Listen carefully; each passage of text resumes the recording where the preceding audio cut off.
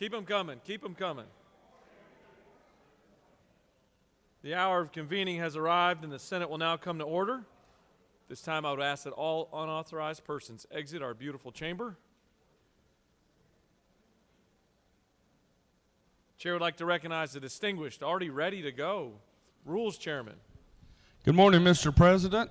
It's a dreary day outside the Capitol. In this Capitol, in the building itself, the men and women here are ready to go to battle for their constituents, and I'm just proud to be a part of their team. A moment in time. In 1936, a great athlete from Georgia, Jim Brown, was born at St. Simon's Island, and later went to Syracuse University. Brown excelled in 5 sports. I think the senator from the 56 sport was like badminton, but he wasn't any good at that one. The NFL, Cleveland Browns, drafted him in 1957. He led league rushing 8 out of 9 seasons, breaking records as he breaking down defenses in Georgia history. He's also a pretty good actor, and we saw him in The Dirty Dozen, where the senator from the 15th really excels a lot. Mr. President, the journal's been read and found to be correct. All that talk about football reminds me of those stories you often tell about your days as a pulling guard. In high school, that tenacity and fight that you had. Is there any film that exists of you in your high school football days? He never surprises me. Is there objection to the reading of the journal, dispensing of the reading of the journal? The chair hears none, and the reading of the journal is dispensed with. Are there any motions to reconsider?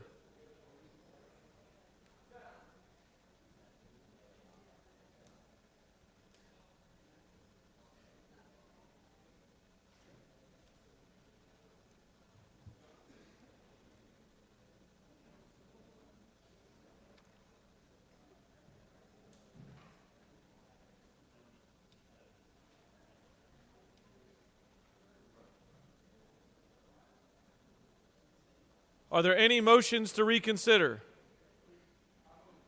There is a motion to reconsider from the senator from the 26th. Senator from the Mr. Secretary, can you please read the caption to Senate Bill 454? Senate Bill 454, a bill by Senator Kennedy of the 18th, a bill to be entitled an act to amend an act establishing the Board of Public Education for Bibb County, approved August 23, 1872, as amended, so as to change the description of the education districts and for other purposes. Mr. President, the Senate Committee on State and Local Governmental Operations recommends that this bill do pass. Respectfully submitted, Senator Anderson of the 24th District Chairman. That completes the order, Mr. President. Senator from the 26th has moved that the Senate reconsider its actions in passing Senate Bill 454 yesterday. Is there objection? Is there objection? There is objection.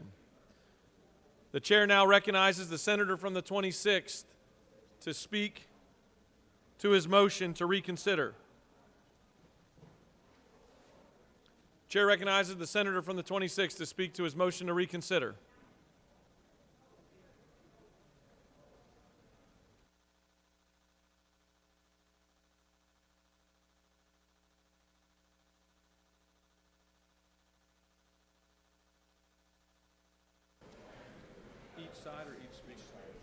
As a reminder, there's 3 minutes assigned to each side of this debate. Thank you, Mr. President. I was trying to get me and my colleague not to have a floor fight on local legislation. The Bibb County Board of Education on Tuesday passed an official plan on Plan 2. That is not the plan that was introduced. So I was hoping that we could amicably solve it, since the only election we have with the board is at-large position, no district seats. It's a 2-year session. We can pass it next year.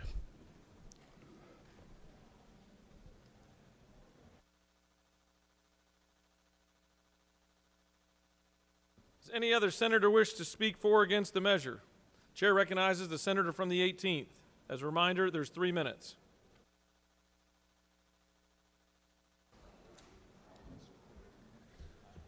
Good morning, colleagues. Thank you, Mr. President. The bill that we've got for the Bibb County Board of Education maps is what they had sent to me. They worked out. It's what they wanted, and it's what we filed timely. The problem is, as I told y'all 2 days ago when we were here together, and I think the senator from the 26th, in fact, does not dispute this and agrees with me. We are in agreement that this is way late. The board met Tuesday night when we have the deadlines that we've had on it. I assume most of you guys probably sent the same letter that all of us senators sent to our local delegations back in December, giving them the deadlines. I'll further say that when the senator from the 26th tells you what he's been told by the folks back home, I don't dispute that. But I will tell you, I've talked to all the folks back home and gotten a very different story with regard to what they wanted. So at this point, I'd ask you to vote down the motion for reconsideration. We need to get the bill moving, just like all of us that need to get the work done for our folks back home to get the local legislation finished. Thank you. With that, Mr. President, I yield the well. Senator has yielded the well. Does any other senator wish to speak for or against the motion? The chair sees none. The senator from the 26th has moved that the Senate reconsider its actions in passing Senate Bill 454. All those in favor of reconsideration, vote yea. Opposed, nay. Secretary will unlock the machine. This is a vote for reconsideration.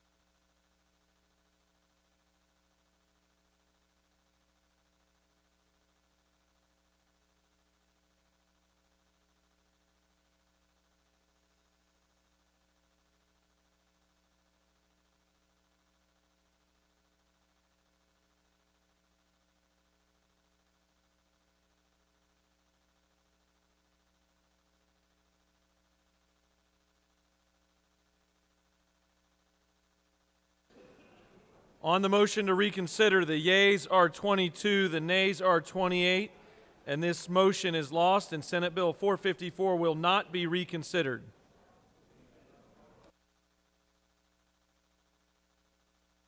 Is there objection to the confirmation of the journal?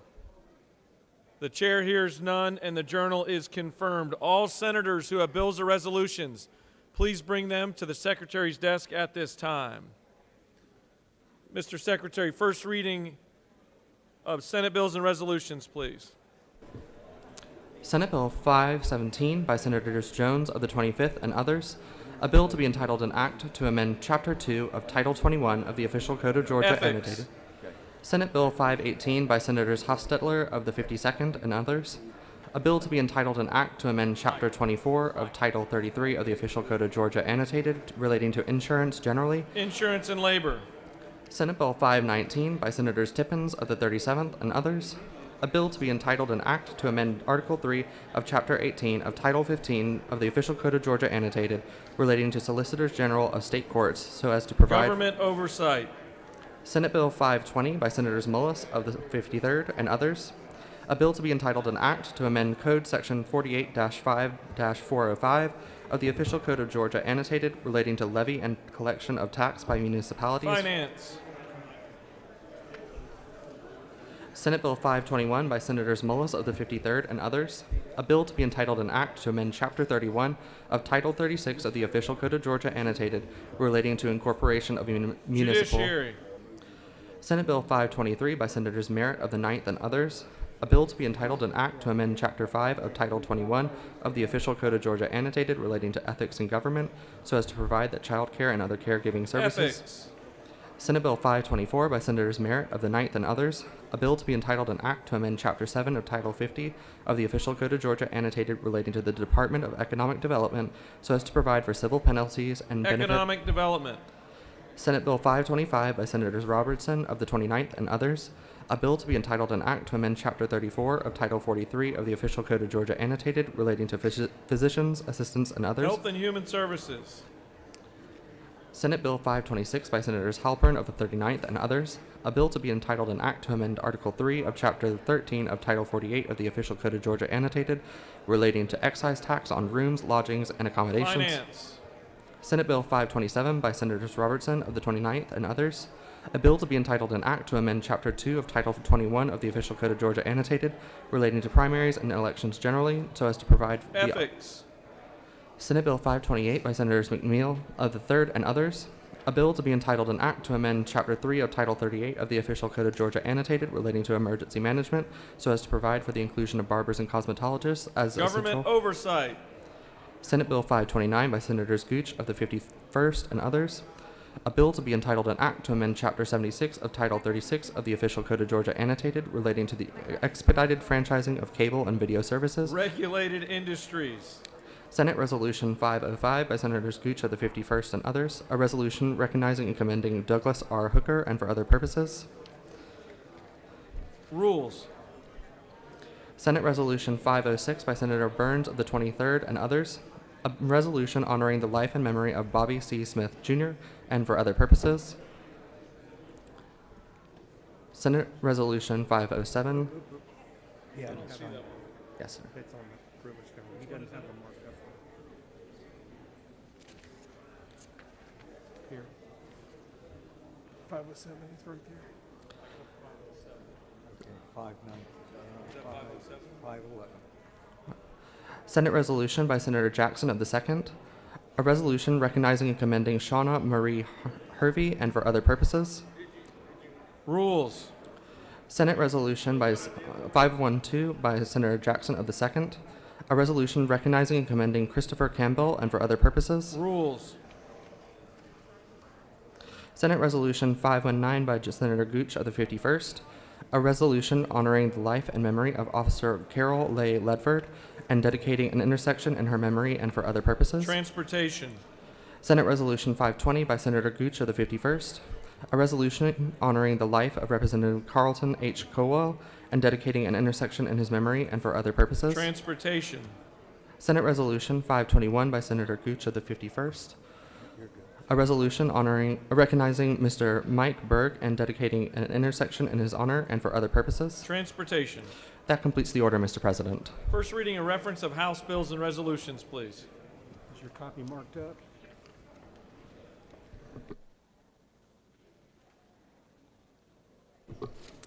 House Bill 893 by Representatives Nix of the 69th and others, a bill to be entitled an act to amend Part 2 of Article 3 of Chapter 8 of Title 12 of the Official Code of Georgia annotated, relating to hazardous site response. Natural resources.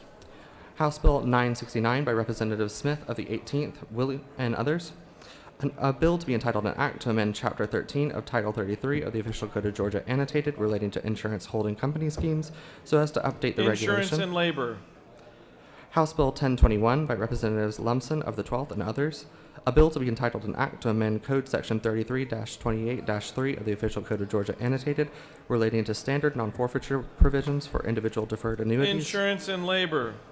House Bill 1044 by Representatives Perkle of the 155th and others, a bill to be entitled an act to amend Chapter 62 of Title 36 of the Official Code of Georgia annotated, relating to development authorities so as to provide for Economic development. House Bill 1147 by Representatives Rhodes of the 120th and others, a bill to be entitled an act to amend Chapter 3 of Title 27 of the Official Code of Georgia annotated, relating to wildlife generally, so as to authorize the hunting and trapping of raccoons and opossum year-round, to provide for a related Natural matter. resources. House Bill 1223 by Representatives Martin of the 49th and others, a bill to be entitled an act to amend Code Section 48-8-3 of the Official Code of Georgia annotated, relating to exemptions from sales and use tax, so as to extend the sunset date. Finance. House Bill 1275 by Representatives Rich of the 97th and others, a bill to be entitled an act to amend Article 1 of Chapter 32 of Title 36 of the Official Code of Georgia annotated, relating to municipal courts generally. Judiciary. House Resolution 664 by Representatives Green of the 151st and others, a resolution authorizing the release of certain state-owned property located in Chatham County, authorizing State institutions and property. House Resolution 683 by Representatives Green of the 151st and others, a resolution authorizing the granting of non-exclusive easements for the construction, installation, State operation. institutions and properties. That completes the order, Mr. President. Ms. Secretary, will you please read reports of standing committees?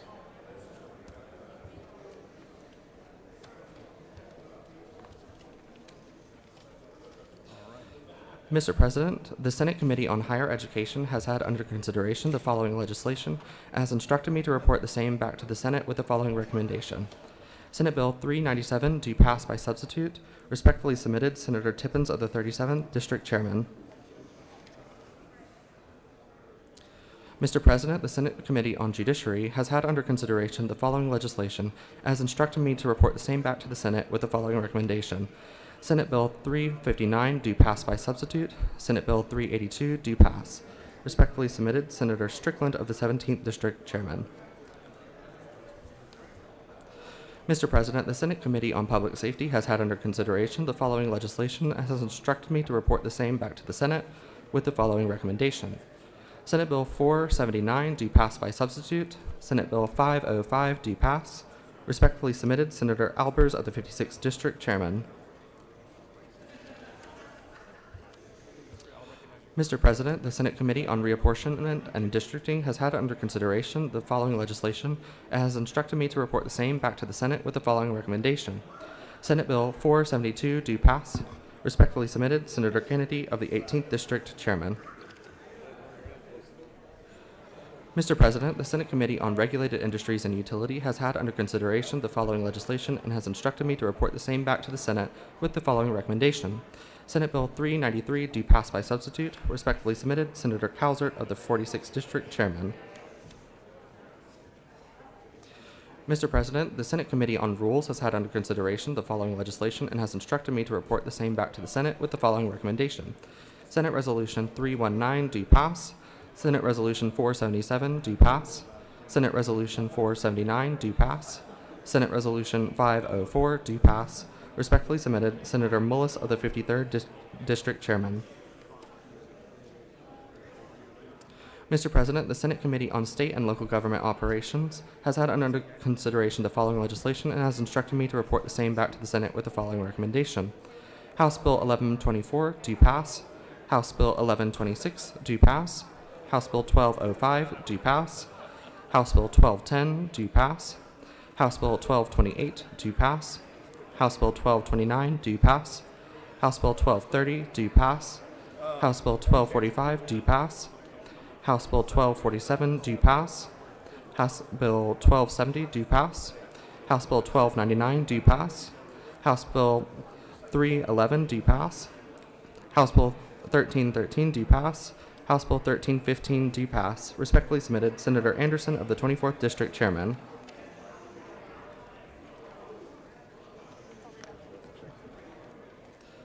Mr. President, the Senate Committee on State and Local Government Operations has had under consideration the following legislation and has instructed me to report the same back to the Senate with the following recommendation. House Bill 1028, do pass. House Bill 1154, do pass. Respectfully submitted, Senator Anderson of the 24th District Chairman.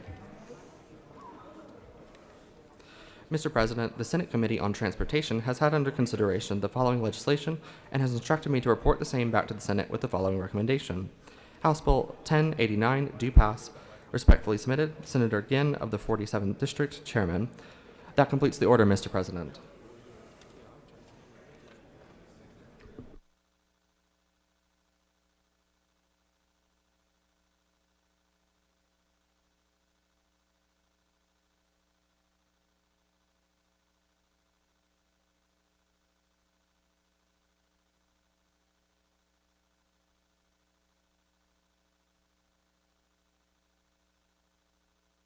Ms. Secretary, will you please read bills and resolutions for the second time? Senate Bill 54 by Senator Harbison of the 15th and others.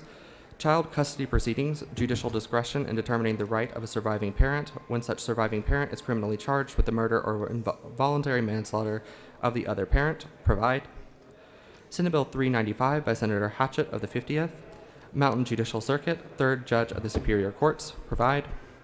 Senate Bill 449 by Senator Dixon of the 45th and others. education, protection of the fundamental right of parents to direct the upbringing and education of their minor children from undue infringement by a state or local government entity, provide. That completes the order, Mr. President. All right, it's now time for a morning roll call. Are there any motions to excuse? Welcome back to the leadoff spot. The chair recognizes the senator from the 33rd, y'all. Thank you, Mr. President. Good morning, y'all.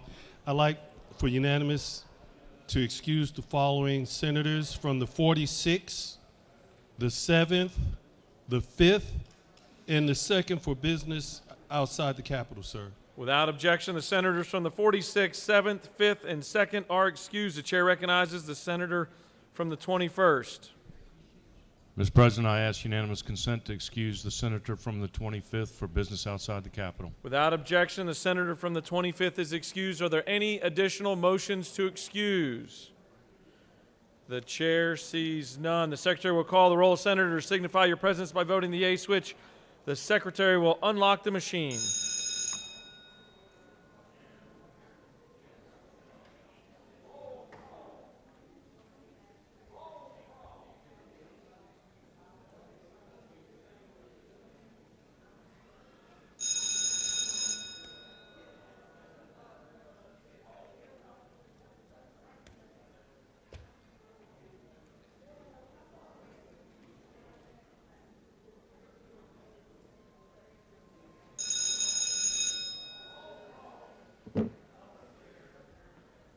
We're ready, Kay.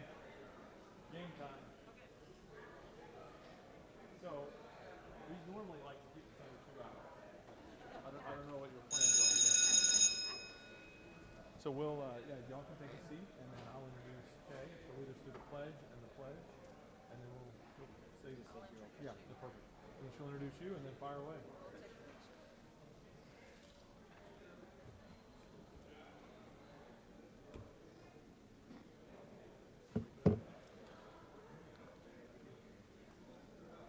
All right, it's now time for a morning devotional, and I'd ask that all senators take your seats, cease all audible conversations,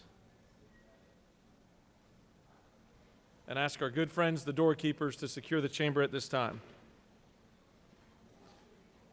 It's my honor to recognize the distinguished senator from the 32nd to lead us in our Pledge of Allegiance and to introduce to us our chaplain of the day.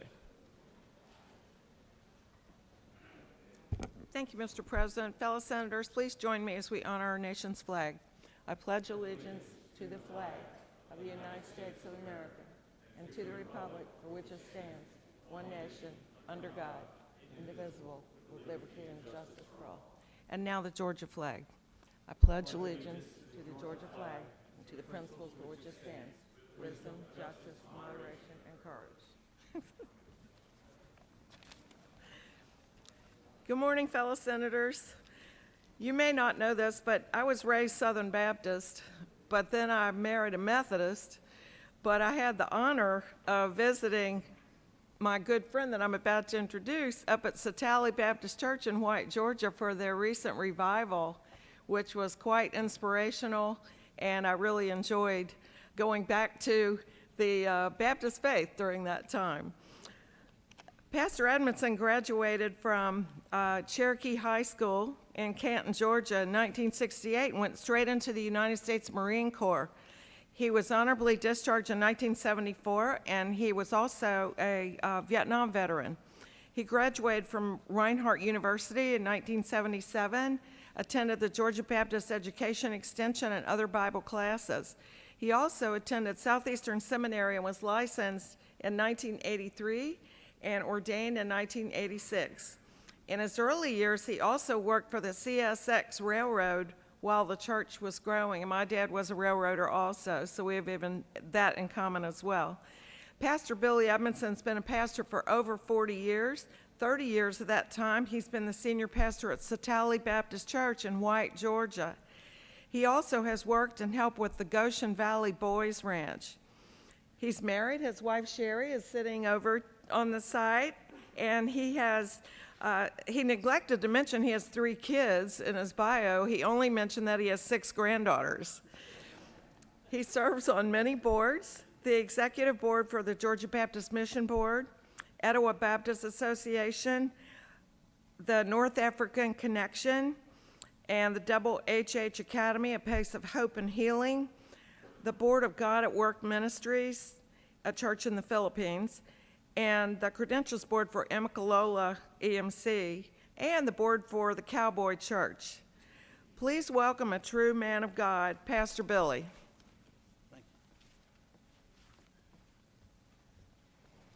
Thank you so much, and I feel so honored to be here today, and it is such an honor, and to allow me to be chaplain of the day and do your devotional.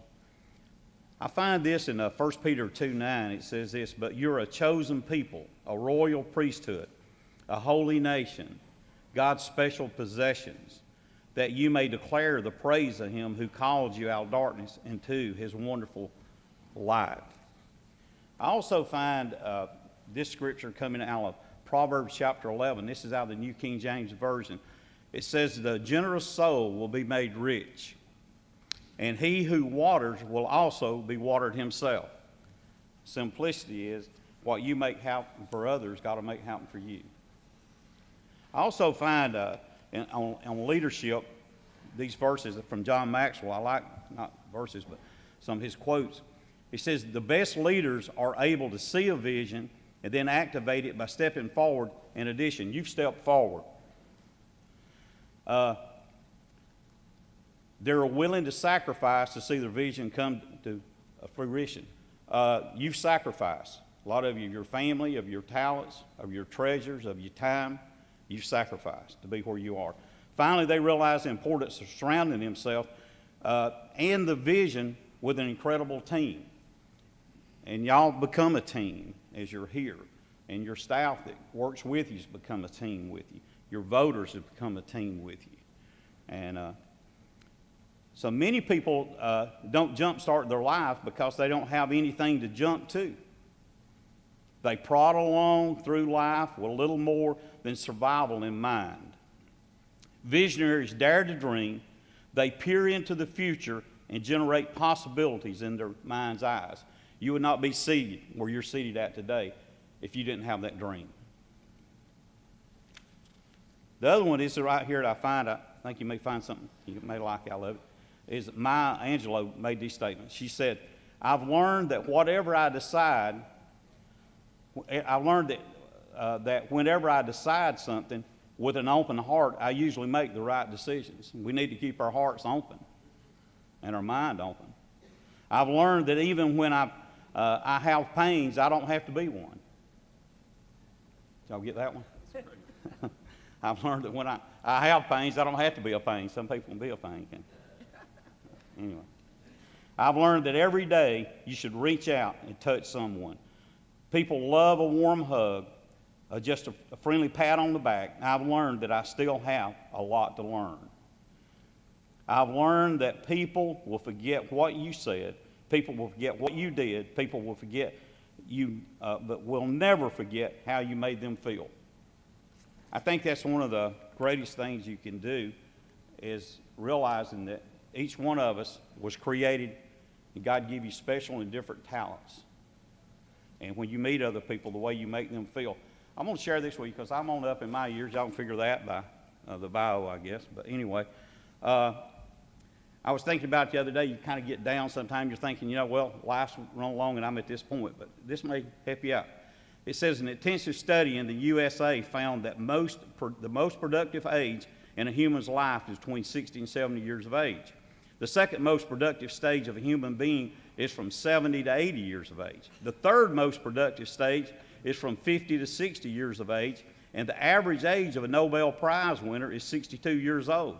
The average age of a president of a prominent company in the world is 63 years. The average age of a pastor of the 100 largest churches in the USA is 71. The average age of the popes is 76. This tells us, in a way, that it has been determined that the best years of your life are between 60 and 80. And a study in the New England Journal of Medicine found that at age 60, you reach the top of your potential and then continues on into your 80s. Therefore, if you are between 60, 70, or 70 and 80, you're in the best and second best level of your life. So if you're older, you may like that. How about that? Let us pray. Let us pray. Father God, we come today. I'm humbled to be here and humbled to stand before these senators today and in this house today, in this Capitol today. Lord, thanking you for the invitation to be here. Miss Kay Kirkpatrick extended to me. But I thank you, Lord, for each member that's here today. I pray, God, that you'll bless their homes, you'll bless their children, you'll bless their grandchildren. Your favor out of heaven will be upon them. You'll give them wisdom beyond their years and peers. I pray, dear Heavenly Father, you will surround them with guardian angels and protect them. I pray, Lord, as they carry out their office, Lord, that they'll carry it out with integrity.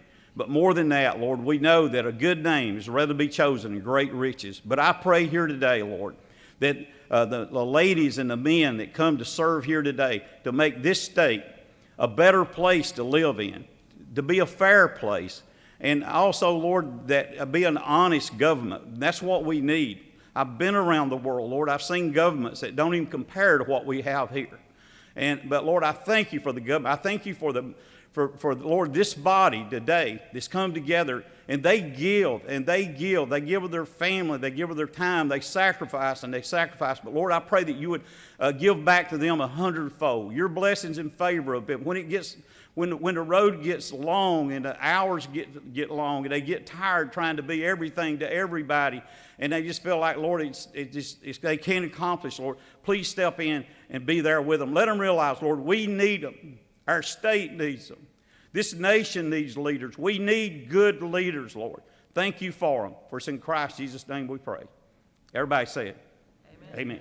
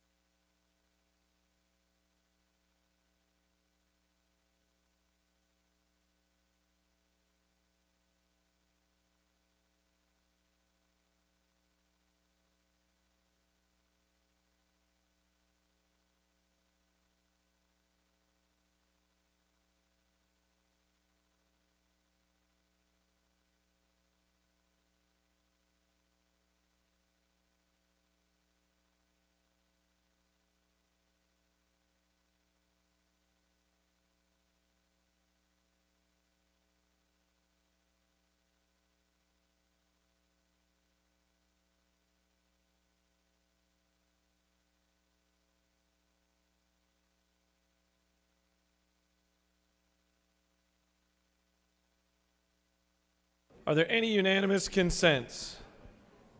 Does any senator wish to rise on a point of personal privilege?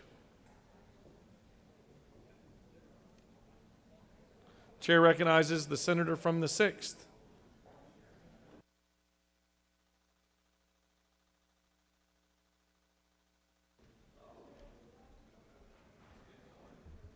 Thank you, Mr. President. I rise today in honor of Black History Month. And specifically, the folks I want to talk about are the black women attorneys in this state that make up GABWA, which is an incredible organization in terms of the State Bar of Georgia, and with respect to the women attorneys, the service that they provide not only their clients, but to every person in the state of Georgia. They were founded in 1981 by a group of women, and they wanted to focus on women and children's issues, and they wanted to increase black female representation in the judiciary and public offices. And they even wanted to take a proactive stance on political issues. Their ranks include 2 former State Bar presidents, women of color. The first black woman ever to be a State Bar president was Patrice Perkins Hooker in 2015. And the second one is the immediate past president, Dawn Jones. These are incredible women. And every person, every woman who is a member of this organization not only is good at what they do in terms of the work, but they all are about mentoring the next generation of black women attorneys. And they definitely need to be applauded. Thank you. Chair recognizes the senator from the 20th for a point of personal privilege.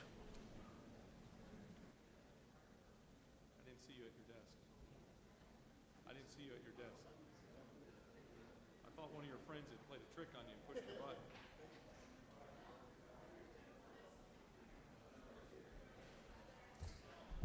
Thank you, Mr. President. Colleagues, long time ago, I was fortunate enough to be able to convince my high school sweetheart. We were in college at the University of Georgia on February 17th, many moons ago, to run off with me and get married. So today is our anniversary, and I want to say happy anniversary to Adrienne Horn Walker. She's been a wonderful life partner and staunch supporter of me in this endeavor in the legislature. Great mother, a great wife, great daughter-in-law, the love of my life. We have 3 sons, grown sons. They're fine young men, and we have 3 fine daughter-in-laws, and we will be grandparents for the first time in July. So happy anniversary, Adrian. Love you. Thank you. Chair recognizes the pro tem for a point of personal privilege.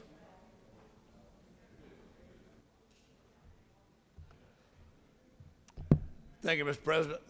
Look at that crowd in the gallery. We want y'all to do the wave up there for us. You mind? No. They're doing the wave. Mr. President, I rise this morning on a very serious and somber note. And I'd like to recognize some young gentlemen that have truly been heroes. They have laid their life on the line. They have demonstrated strength and courage and valor, and they have dedicated their lives to law enforcement.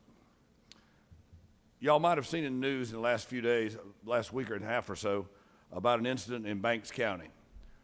3 Banks County sheriff's deputies were out protecting the public, and they spotted or recognized a car that fit the description of an automobile that was used in a kidnapping.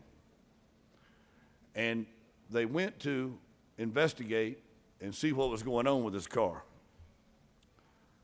And Deputy Dylan Crump, in the early hours of the morning of February 8th, along with deputies Cale Mathis and Jeffrey Ledford, encountered the suspect and the missing person.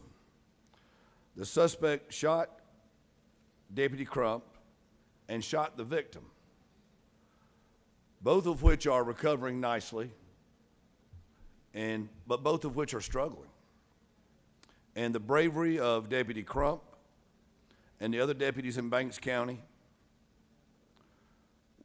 we can rest easy. And we also know that one more human trafficker has been taken out of business. And we are lucky enough this morning and fortunate enough to have Deputy Crump,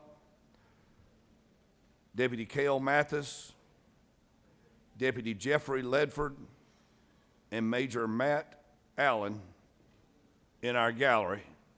And I'd like for them to stand so that we can recognize them.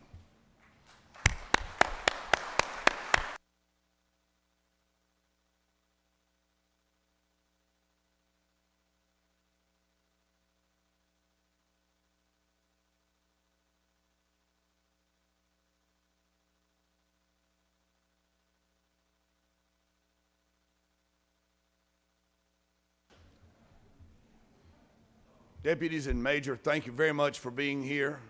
Typically, we would have you on the floor for a privilege resolution and be able to recognize you here, but due to COVID restrictions and protocols, we'll ask y'all to remain in the gallery, but we'd love for you to come down and visit with our members.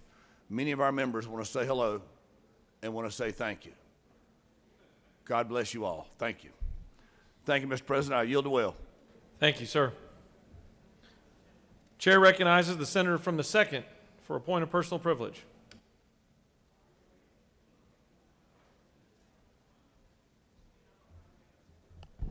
Thank you, Mr. President. First, I'd like to recognize the Georgia Realtors that's in our gallery today. May you please stand.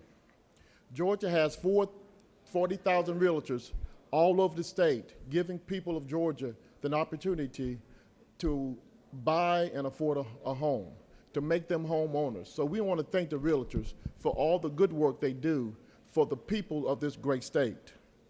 But now, as a moment in Black history, the Coastal Georgia Realtors installed their officers and directors for 2022 at the annual luncheon held on December 16th, 2021 at the Marriott Riverfront. Over 200 members in attendance for this historical event that installed Rodney Rawls as the first African-American president of the Coastal Georgia Realtors. Rodney Rawls is a broker owner of Rawls Realty and has been licensed 25 years. He is the current chairman of the Sales and Marketing Council of the Home Builders Association of Greater Savannah for the 2nd year. Rawls is known as a people's champ. He continued to produce and a recipient of many awards locally and on the state level. Community service is his calling card. Love is his passion. Ronnie Rawls is a great Georgian and a great American. Most recently, he's been recognized as 2022 Outstanding Georgia Citizen and now the new recipient of the Senate Goodwill Ambassador. This day, a moment in modern history, Ronnie Rawls, and he's with us today. On my right, Mr. Rawls, thank you for being with us today.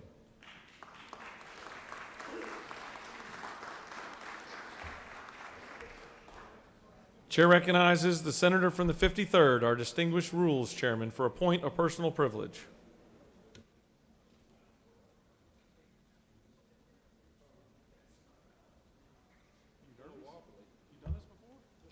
Well, kind of. Thank you, Mr. President. It's a great day here at the Capitol, and I'm honored to have such a great team here. Leadership, Chattooga County, if you'd stand and say hello.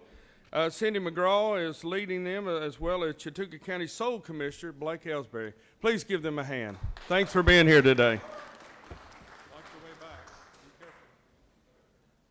Chair recognizes the senator from the 27th for a point of personal privilege.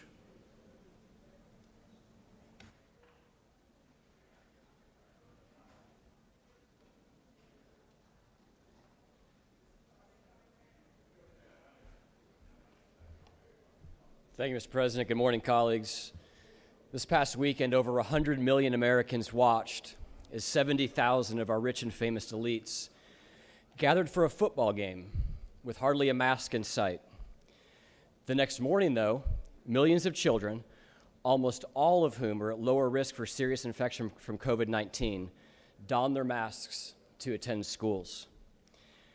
I believe this was a tipping point, and we are well on our way to seeing mask mandates end in our schools, and it's about time.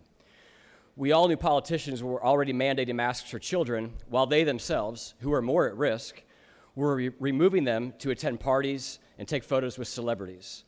But this brazen display of freedom and joy, something that I support, by the way, made it clear that the mask craziness is over for the elites, and it's past time for it to end for our children.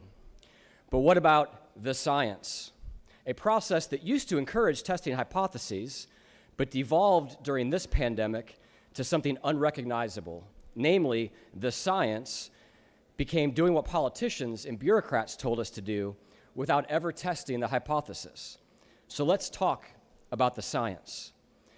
The CDC tells us that children who are over 2 should be masked. The WHO, however, does not recommend masking children under 6. The European Center for Disease Prevention and Control recommends against masking elementary school children. Sounds inconsistent. Sounds like settled science? Not really. Perhaps the virus is different in Europe. Perhaps the transmission rate is different in the inside of a European school building than an American school building. Or maybe, just maybe, our political class has taken a far too aggressive stance in masking children in schools in America. As these mask mandates end, they're simply falling in line with the science that has been there for all to see. Mask mandates for children fly in the face of all the data that we know to be true about COVID-19 in children.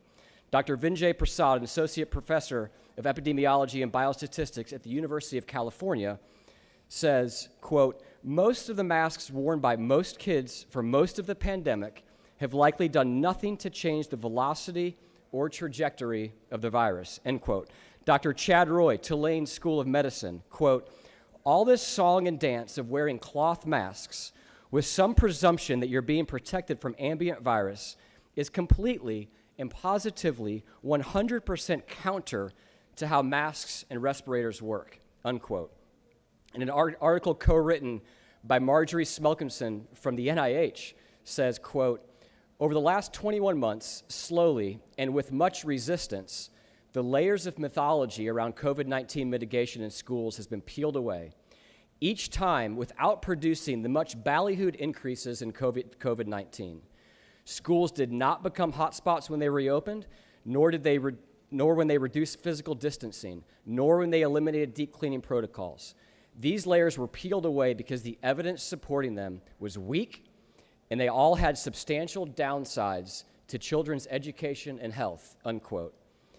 Even CNN medical analyst Leana Wen said, quote, cloth masks are little more than facial decoration. I want to repeat that. She said that cloth masks are little more than facial decoration, unquote. What do we know about children in COVID-19? 0.03%, so 0.003% of children who test positive of COVID die of COVID. Of the COVID deaths in America, 1/100th% occurred in those from 0 to 17 years old. At the end of 2021, we had tragically lost about 800,000 Americans to COVID, or with COVID. Of those 800,000, 535 were children between the ages of 5 and 17. So one can imagine the outrage when politicians force masks on children only to ignore the rules for themselves. Obviously, we would all acknowledge that each death is tragic. Each one of these people is a brother, mother, daughter, and son. When making public policy, however, we have to remove emotion and deal with reality. The reality is that everyday life is full of calculated risk. So how do COVID deaths in children compare to other deaths? In 2021, the total death count in America for COVID was less than we lose every year for drowning. It was half of what we lose every year to the flu, and it was 1/6 of what we lose every year to car accidents. The CNN medical analyst famously informed us recently that, quote, the science has changed. This is a curious statement, but whatever we need to tell ourselves to justify the end of ending the mask mandates, is okay with me. Thank you, Mr. President. Chair recognizes the senator from the 31st for a point of personal privilege.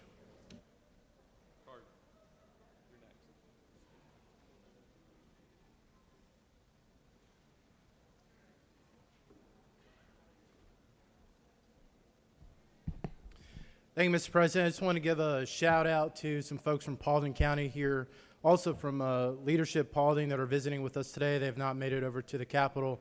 But just want to thank the leaders and the individuals who have made the time to come down here to their state capitol and taking the time to learn about leadership and the process and representing our community back in Paulding County and Dallas, Georgia, and Hiram, Georgia. So with that, Mr. President, I yield the will. Thank you. Chair recognizes the senator from the 13th for a very special point of personal privilege.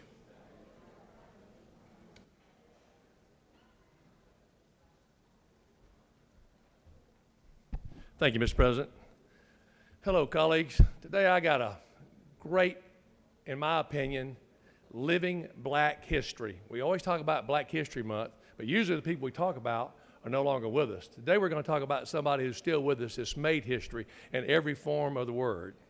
Today I'm going to tell you about a lady by the name of Miss Lucille Denard Shazer. And the Lieutenant Governor has been so gracious to allow to put her picture up on the board and tell you why our picture's up on the board. Remember, when I tell you this story, tomorrow is her birthday, okay? She was born a sharecropper in Worth County, Georgia in 1913. Her mother died when she was a toddler. Her surrogate mother was a great aunt who raised her and her father, Jake. It was a common practice in those days when children were born on farms, they performed various chores. Miss Lucille has picked cotton for days. She has harvested peanuts by stacking and shaking. I doubt anybody in the chamber knows what stacking and shaking peanuts mean. Very few of you. She's cropped tobacco, and she's plowed a mule many days.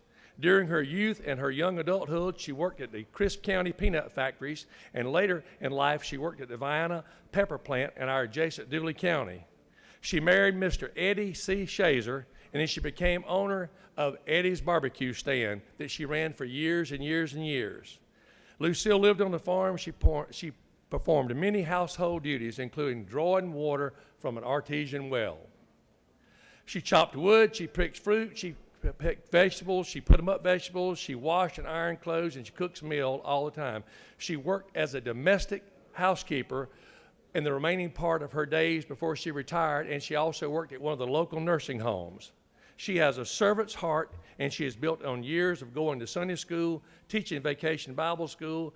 She is a deaconess. She is the president of the Greater Morris Tabernacle Baptist Church Mission Auxiliary, and she has earned the title of Mother of the Church. She is still very active. And before I tell you, say happy birthday to her, her son last month turned 90 years old. Miss Lucille is 109 years old tomorrow, and I'd like for this body just to simply say, happy birthday and God bless you, if you will. Happy birthday and God bless you. Thank you, Mr. President. You forgot one important fact. She graduated from high school with the senator from the 37th. I certainly did. I apologize. With that, I yield the will. I had to. Come on. I know you've got thick skin. You have a consent calendar of privileged resolutions before you. Does any senator wish to remove a resolution from the consent calendar? Is there objection to adoption of the resolutions on the consent calendar? The chair hears none, and the resolutions on the consent calendar are adopted. Are there any motions to withdraw and commit? You have a consent calendar of local bills before you. Mr. Secretary, are there any objections filed to any bills on the local consent calendar? Mr. President, there are no objections filed. Is there objection to agreeing to the report of the Committee on State and Local Government, which is favorable to the passage of the bills on the local consent calendar? Chair hears none, and the report of the committee is agreed to. The questions on the passage of the bills on the local consent calendar. All those in favor vote yea, opposed nay. Secretary will unlock the machine.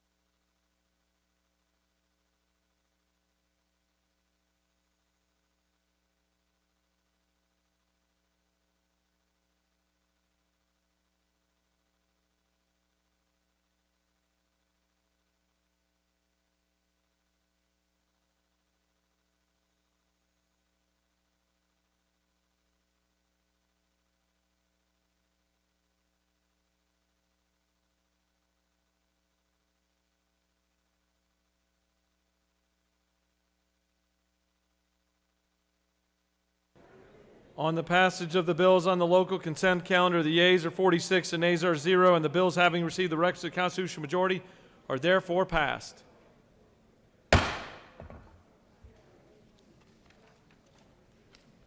Chair recognizes the majority leader. Mr. President, I ask for unanimous consent that the bills that were passed on the local consent calendar be immediately transmitted to the House. The majority leader has asked for unanimous consent that the bills that were just passed on the local consent calendar be immediately transmitted to the House. Is there objection? The chair hears none, and they are immediately transmitted.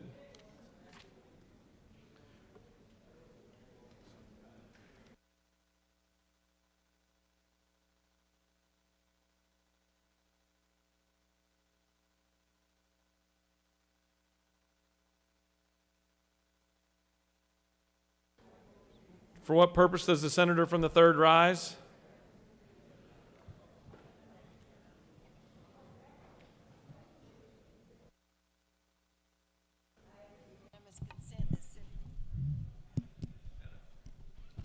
All right, I'm trying, y'all. Mr. President, I ask for unanimous consent that Senate Rule 4-29B be suspended to allow for SB 360 to be moved to the top of the rules calendar and become the first bill of the 3rd read.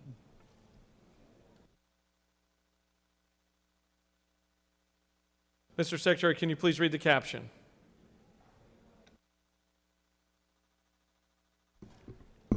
Senate Bill 360, a bill by Senators McNeil III and others, a bill to be entitled an act to amend Code Section 165102 of the OCGA relating to exploitation and intimidation of disabled adults, eldered persons, and residents, and obstruction of investigation so as to enact Colton's Law to provide a short title and for other purposes.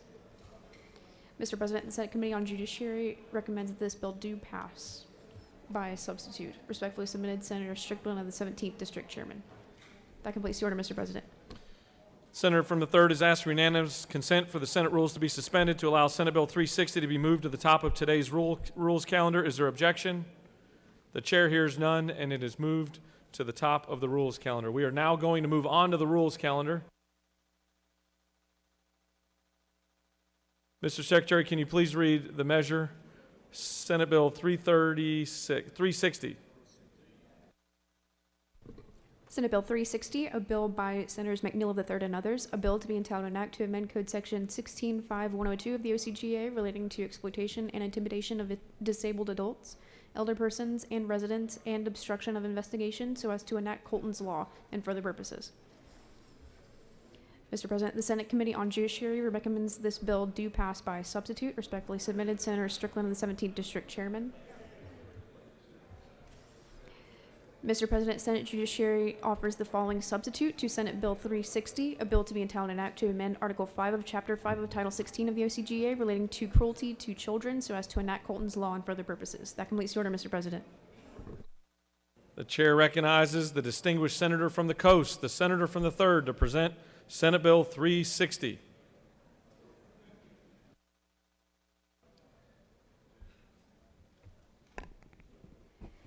Good morning. This bill will give stricter punishment for those who abuse disabled minor children. A disabled child in my district who had a trach and a feeding tube and was nonverbal was hit over and over again, leaving bruises on his face. This was done by the mother's boyfriend.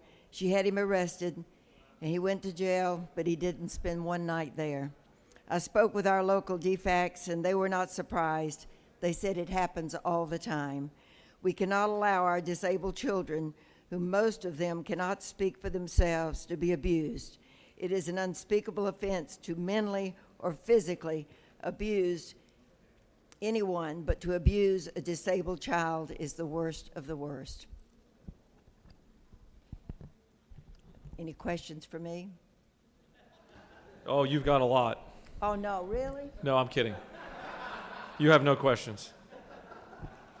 Don't do that to me again. The senator yields the well. Does any other senator wish to speak for or against Senate Bill 360? The chair sees none.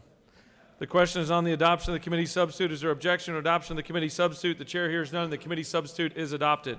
Is there objection to agreeing the report of the committee which is favorable to the passage of the bill? The chair hears none. The report of the committee is agreed to. Is there objection to the main question being ordered?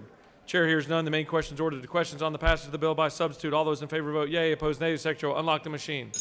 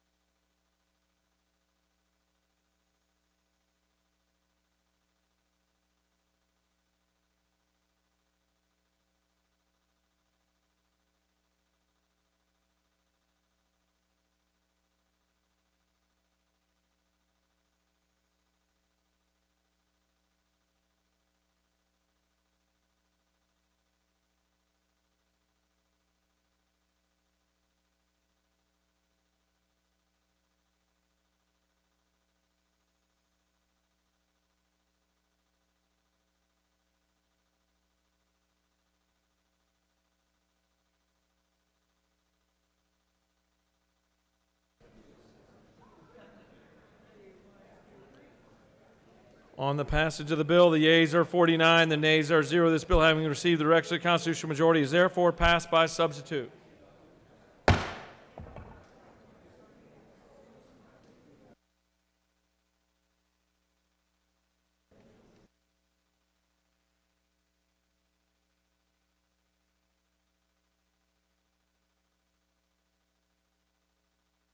Mr. Secretary, can you please read the caption of Senate Bill 331?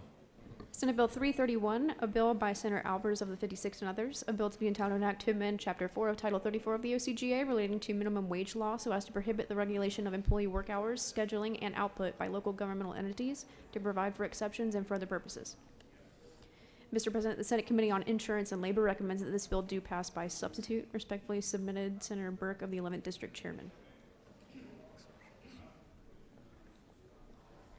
Mr. President, Senate Committee on Insurance and Labor offers the following substitute to Senate Bill 331, a bill to be entitled an act to amend Chapter 4 of Title 34 of the OCGA relating to minimum wage law so as to prohibit the regulation of employee work hours, scheduling, and output by local government entities to provide for exceptions and for other purposes. That completes the order, Mr. President. Chair recognizes the senator from the 56th to present Senate Bill 331.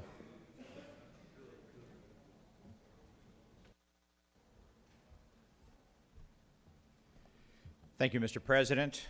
My fellow senators, I'm proud to present Senate Bill 331, Protecting Georgia Businesses and Workers Act, to you today.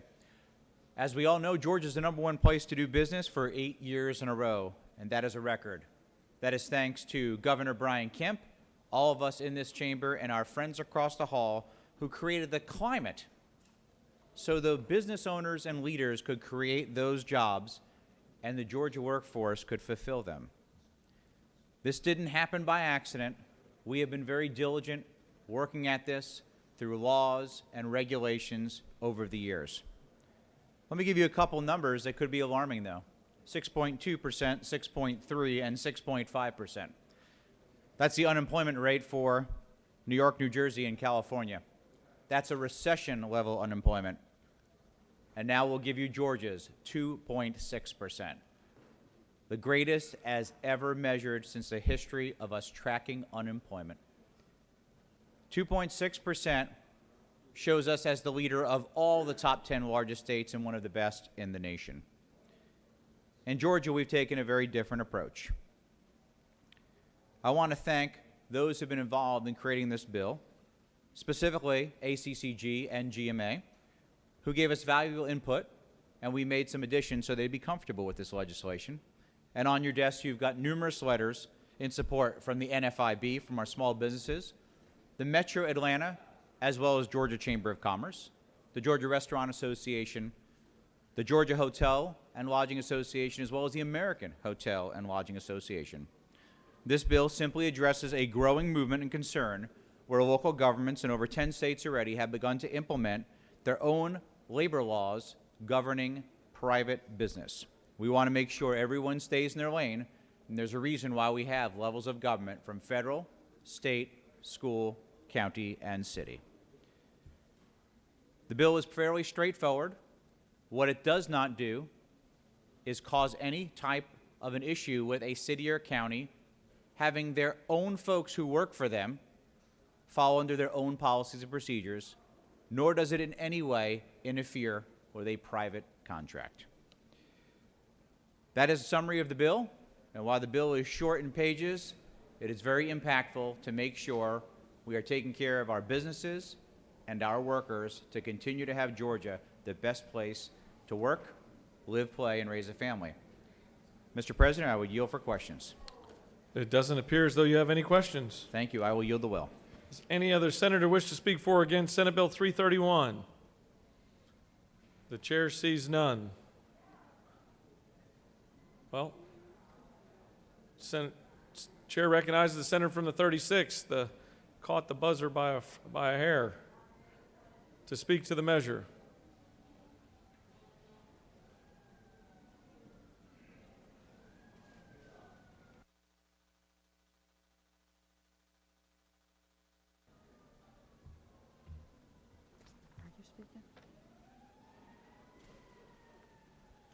Thank you, Mr. President. Colleagues, I rise to raise some very serious questions around Senate Bill 331. First of all, it is a preemption bill. That is to say, it supersedes anything that anyone could, efforts that they could attempt to make locally in a political subdivision of the state. Now, we hear it often touted how Georgia is the #1 state to do business in. Well, Oxfam America ranked Georgia 48th in a list of best states to work. And one element of the ranking is whether or not states allow local governments to pass worker protection policies. Why on earth would we need worker protection policies? Because the federal protections don't address several aspects of the performance metrics that these mega corporations are pushing on the backs of workers. And it's, don't take my word, it's all over the news, it's studied, the data's there, and you hear the real world reports from people in the trenches that are laboring for an hourly wage and are and good people, as hard as it may be to believe, it sounds like something out of the couple of centuries ago. People are actually so short on time and so pressed on their performance metrics that they don't have time to excuse themselves for a bathroom break. And what happens when that's the case? Not good things. Are we really going to stay back in the time where, or let these large corporations who are extracting more and more profit out of the workforce, are we really going to let them ride the backs of working people to that extent, to where you cannot even access a bathroom break without putting your job in jeopardy? It's wrong-headed. It's not right. It stands in the way of local governments establishing limits on and output performance metrics. And I say to you, we offer all of these wonderful packages for a company to come to our state. You know, we're just awash in taxpayer dollars that we provide to them to maybe grade their property, give them a tax break. There's a myriad of ways, and you could look at any of the recent deals that have been struck with bringing companies here, and they're very rich and sweet packages. Well, don't you think we have a little bit of authority to ask them to provide some basic things for their workforce? These are our families. These are our Georgia families that we're talking about here. These are not faceless, anonymous drones or robots working in these places. These are people that actually need to use the restroom. And we have corporations that are running their operations in ways that make that difficult. And here we have really, we have shortages in our workforce. It would seem to me wise to be able to put in some standards when a company comes in here and sets up an operation and puts Georgia workers to work. Now you say, oh, they're putting people to work. Yes, they are, but are they putting them to work at the kind of pay scale that allows them to raise their family? Are they putting them to work in a situation where their health is threatened? And that's truly the case. I'm not going to name names today, but we've had plenty of headlines about dangerous working conditions, and we certainly have a workforce that is underpaid. We certainly have a workforce that is underpaid. So I would caution you on jumping on board with this preemption bill that does not allow local governments to have any standards for their workforce. And again, I point out to you, this is often the case in companies, corporations that have been richly rewarded for coming here. We've given them tax breaks, and tax credits, and made it very attractive to come here. What's not attractive is when our workforce is treated poorly. And federal law does not address all of these circumstances. That's why localities would want to move to put in place some standards. So I would urge you, you know, a well-compensated, protected workforce is a plus. It's a plus for the output, for the employee participation and performance. It is a plus for the families who expect their loved ones coming home without carpal tunnel syndrome or without all of those repetitive work injuries that happen in these places that run lines like, 60 miles an hour. I've been in some of those places, and I know that work.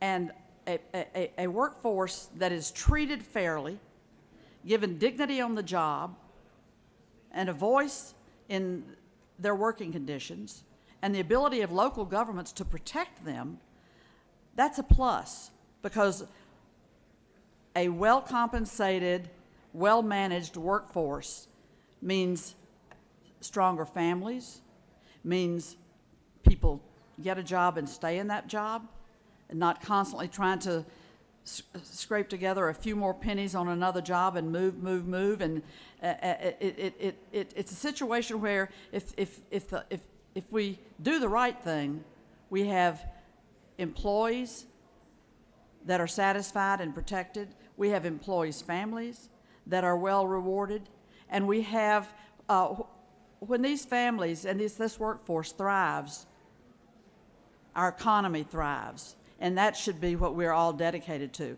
I say to you, this preemption bill is not the answer, and I would urge you to vote no on Senate Bill 331. Thank you.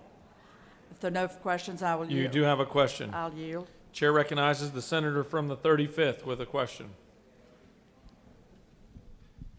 Thank you, Mr. President. Will you yield? I yield.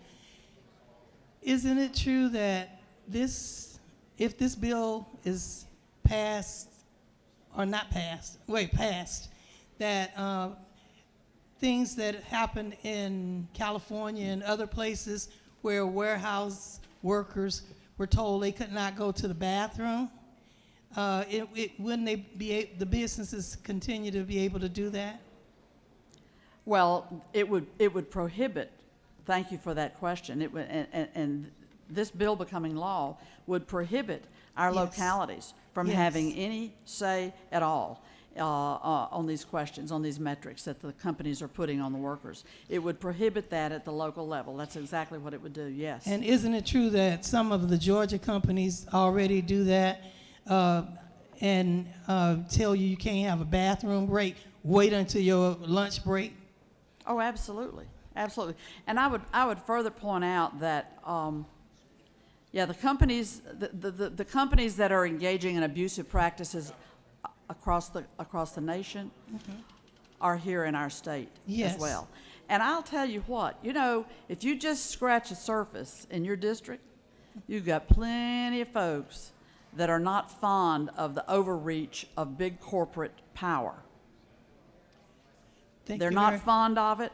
They understand that it poses a threat, and there could be a time and a place where local officials would want to have a say in how people are being treated in that workforce. So this would prohibit that. This would tie the hands of local officials. Thank you very much. Thank you for the question. And the author did not speak to the amendment number 1. I know he's second signer on that amendment. That may be something that you want to understand as well. When I'm sure he'll explain that when he comes to the well again. Thank you. I yield. Just as a point of reference, the Secretary is indicating that they do not see an amendment filed.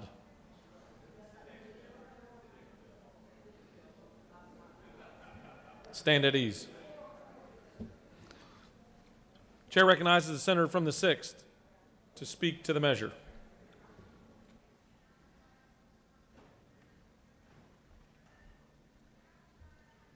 Thank you, Mr. President. I have been a small business owner for almost a decade now, and so I know kind of the balance and how precarious it can be when, you know, you're trying to figure out how you're going to pay people, how you're going to provide health insurance and the like. So I get it in terms of business. But all we ever talk about is that we're the #1 state to do business. But what does that really mean then when we're talking about passing laws like this? Does this mean we're the #1 state to do business for companies that don't have policies that actually support workers? Are we the #1 state for business that abuses and exploits their workforce? Are we the #1 state to do business for companies that don't pay a living wage and won't build safe and thriving communities? You know, we should be about adopting policies and laws that support our workers. And I think after coming out of COVID, we should know that better now than we ever have before. I mean, we had essential workers who basically kept our economy going, right? While we were safe in our homes, they were on the front lines. And what do? Now we're trying to say, let's make sure that they can't have any protection. Let's go even further. Let me end by talking about the worker shortage. It's not going to be alleviated by a bill like this. It's funny because when I've talked about raising the minimum wage before, I've often had folks from the opposing party say, well, it's a market-based thing, right? Let the market. Well, we're in a market now, aren't we? And so with respect to the workers, the essential workers who perform the most necessary jobs in this state, healthcare workers, truck drivers, right? And we're going to try to recruit them. Why would they want to move here if we're passing laws like this? We put together packages of millions of dollars for companies to come here. Millions. Y'all know that. If we can do that for companies, why can't we think about it in the same way with respect to the workers that we need? They power our economy. They are what keep us going. A business can't be a business unless you got employees. You can't pull them apart, right? We should strive to be the best place to do business, but also the best place to do work. 'Cause let me tell you something. Because when business takes care of their workers, workers take care of business. I yield the well. Does any other senator wish to speak for or against Senate Bill 331? Chair sees none. The chair recognizes the senator from the 56th to close the debate.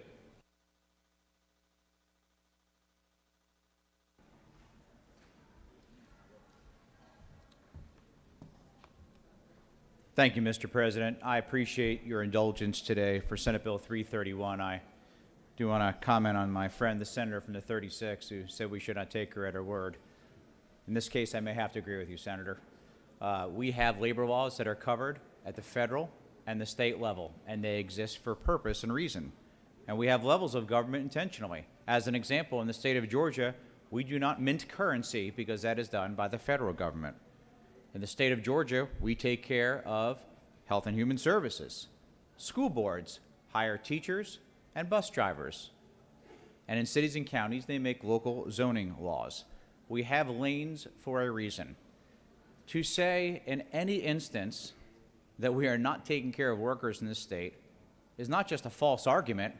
The numbers disprove it. There's a reason why over 1 million people moved here, and they're moving here from all over the country, because this is a great place to get a job and to raise your family and to enjoy a community that represents the values that are commensurate with our great state of Georgia. So let's make sure we don't take our eye off the ball here. What we're concerned about is everybody in our state. There are no jobs if there are no business. And our businesses and our workers have a great relationship today. This will send a strong message to them that from this point forward, we're not going to let any of those radical ideas come in and disturb the goodness that we have all worked on so hard. Thank you, Mr. President. I'd ask each one of you for your favorable consideration, and I yield the will. The question is on the adoption of the committee substitute. Is there objection to adoption of the committee substitute? The chair hears none, and the committee substitute is adopted. Is there objection to agreeing to the report of the committee, which is favorable to the passage of the bill? The chair hears none. The report of the committee is agreed to. Is there objection to the main question being ordered? The chair hears none. The main question is ordered. The question is on the passage of the bill by substitute. All those in favor vote yea. Opposed, nay. The secretary will unlock the machine.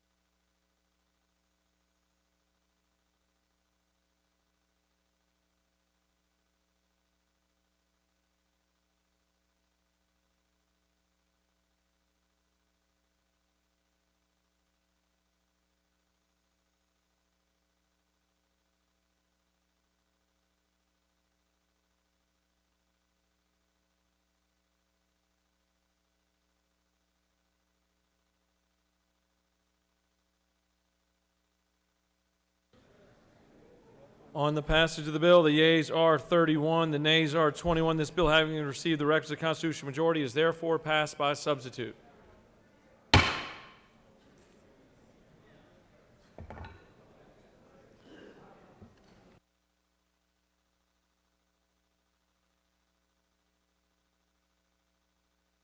Mr. Secretary, can you please read the caption of Senate Bill 346? Senate Bill 346 by Senator Mullis of the 53rd and others, a bill to be entitled an act to amend Part 1 of Article 3 of Chapter 5 of Title 50 of the Official Code of Georgia annotated relating to general authority, duties, and procedure of the Department of Administrative Services so as to prohibit companies owned or operated by China to bid on or submit a proposal for a state contract and for other purposes. The Senate Committee on Government Oversight recommends that this bill do pass. Respectfully submitted, Senator Harbin of the 16th District Chairman. That completes the order, Mr. President. Chair recognizes the senator from the 53rd. Looks like he's coming out of his boxing corner there with his trainer to speak to the measure. Thank you, Mr. President. Ladies and gentlemen, my colleagues, my friends, I'm here today to talk about something of great importance, if I can get myself together. I speak to you today as China is on the world stage hosting the controversial Winter Olympic Games that are being defined by concern over data security at home, in your business, also the surveillance that's going on with the people who are visiting and the information they're taking from those people as we speak here today. Americans and the Peach State are impacted by the concerns of the technology theft that goes on from China, the Chinese government every day. And that's one reason I introduced Senate Bill 346.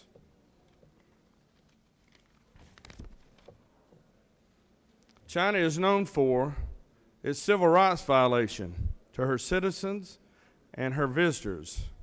And if you're okay with those violations, vote no on this bill. China is known for and alleged for organ harvesting of her citizens that may be not in good standing, or some of its visitors that are here in China that aren't welcome, perhaps. If you're okay with that, vote no.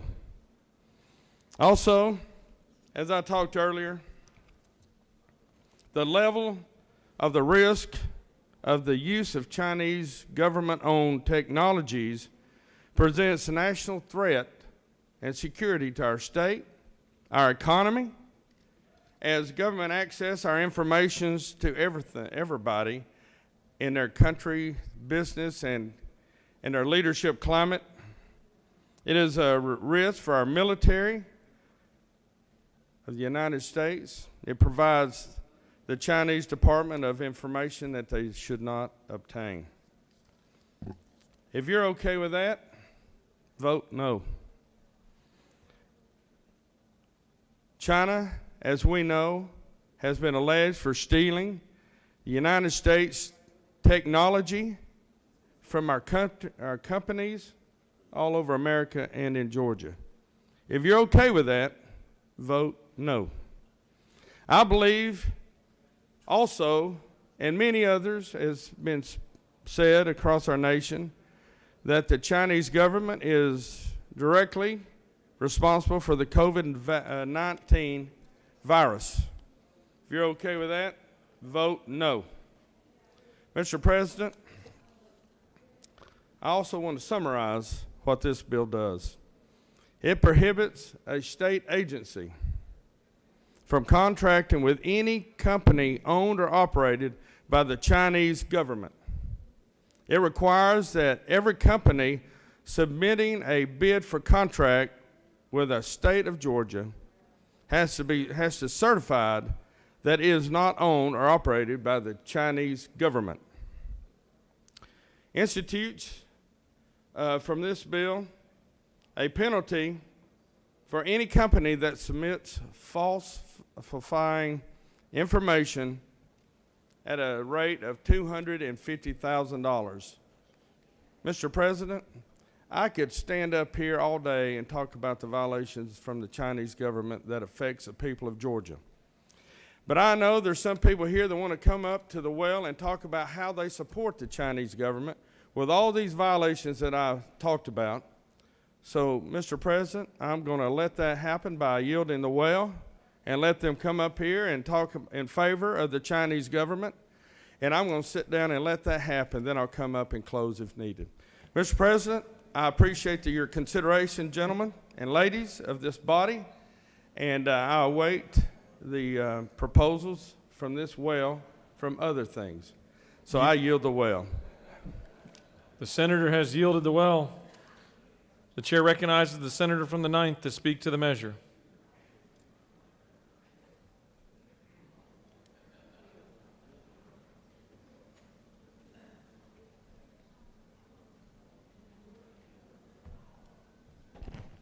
Thank you, Mr. President. Good afternoon, everyone.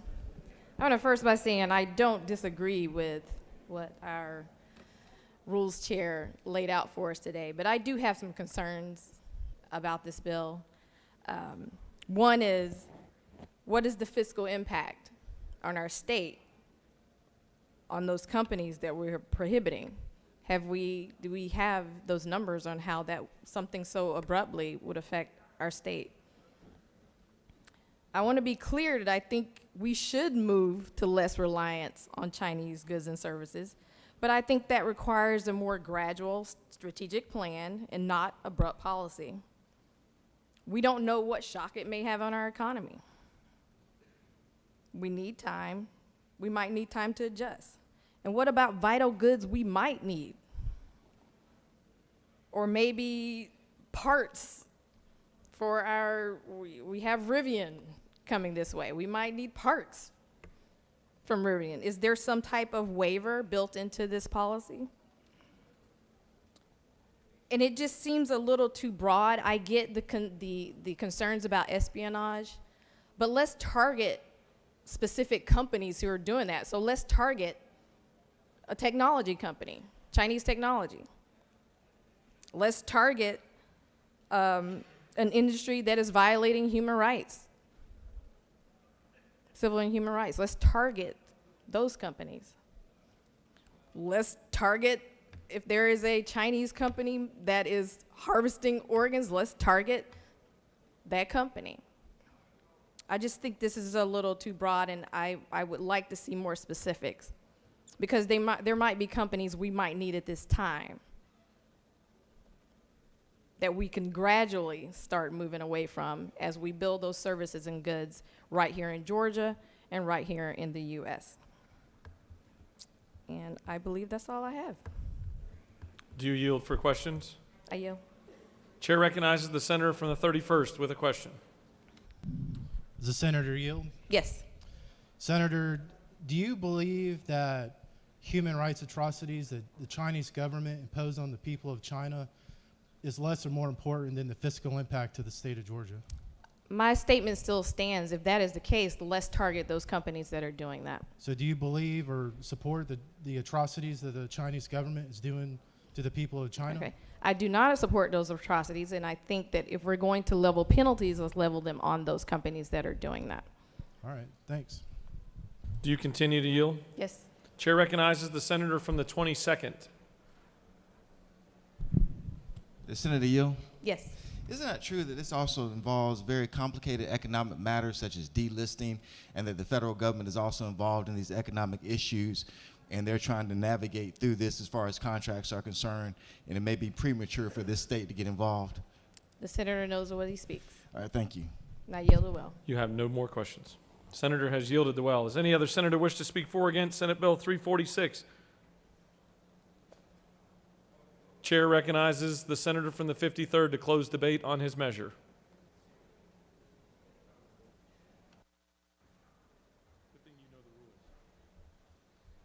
Thank you, Mr. President. Just want to close by making sure that you understand one thing. I'm not talking about Chinese companies. I have two in my district. I'm talking about Chinese government-owned companies that violate civil rights. So again, if you're okay with the Chinese government violating civil rights, vote no. If not, I appreciate your yes vote today, and let's make sure that China doesn't violate the rights of humans and citizens in this state by stealing our technology and all the atrocities that they've done in this in the country of China. Thank you, Mr. President. Is there objection or agreeing to the report of the committee which is favorable to the passage of the bill? The chair hears none. The report of the committee is agreed to. Is there objection? The main question being ordered. The chair hears none, and the main question is ordered. Questions on the passage of the bill. All those in favor vote yea. Opposed, nay. The secretary will unlock the machine.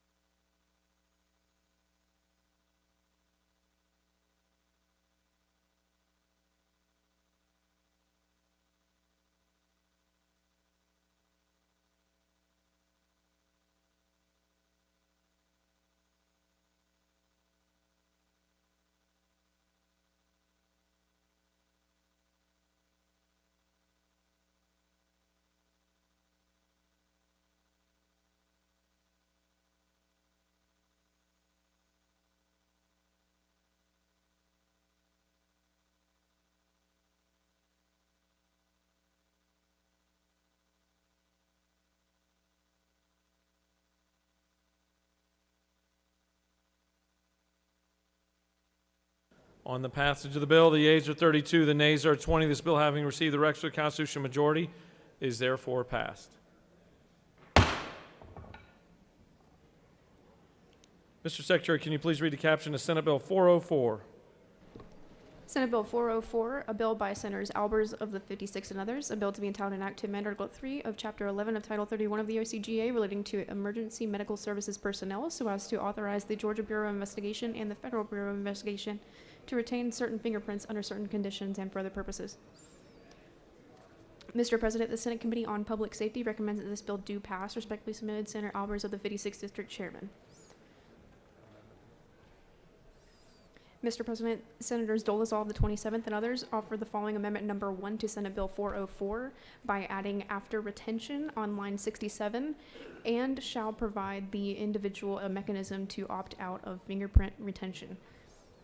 That completes the order, Mr. President.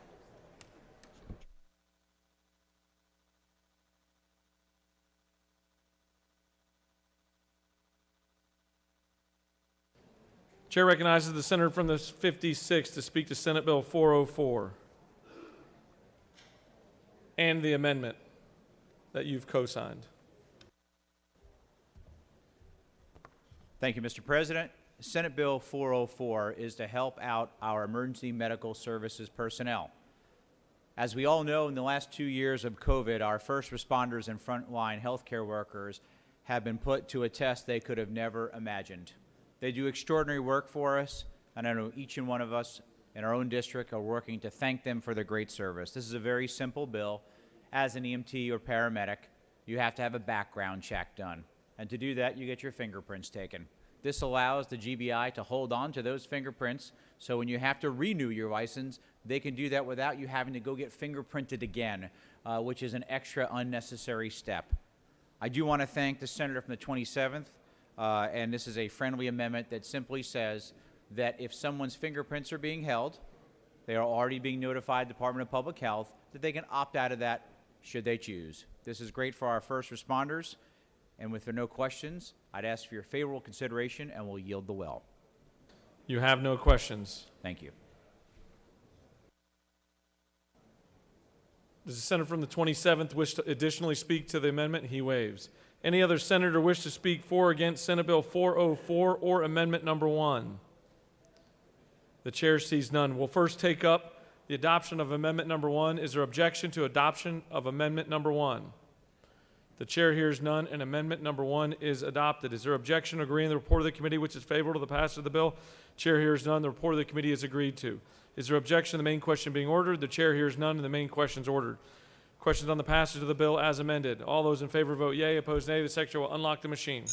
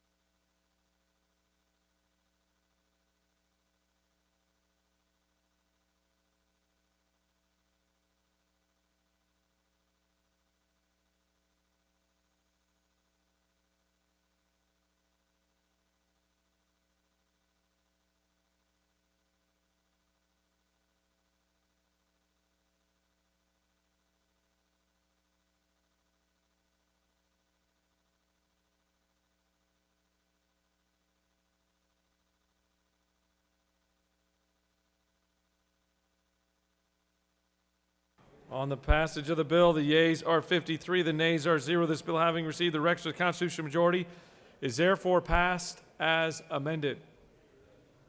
What's going on with this thing? Mr. Secretary, can you please read the caption of House Bill 826?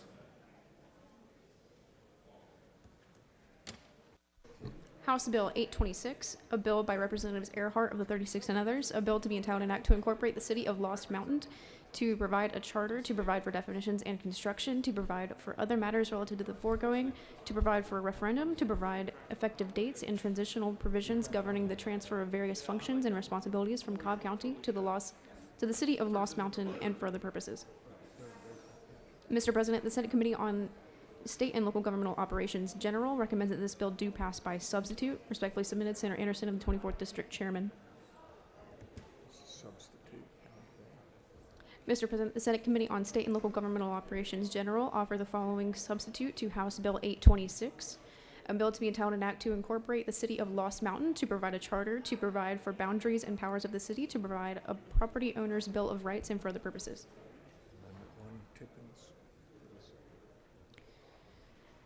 Mr. President, Senator Tippins of the 37th offers the following amendment. Amend the Senate Committee on State and Local Government Operations General substitute to House Bill 826 by replacing lines 391 to 393 with the following.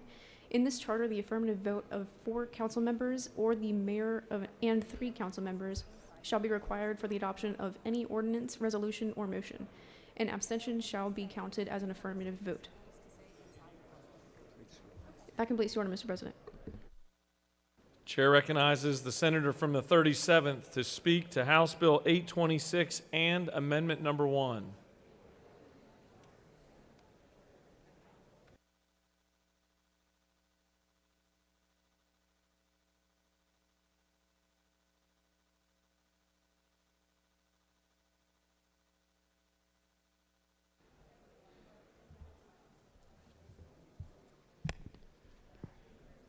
Thank you, Mr. President. Members of the Senate, it is my distinct privilege to bring you House Bill 826 this morning.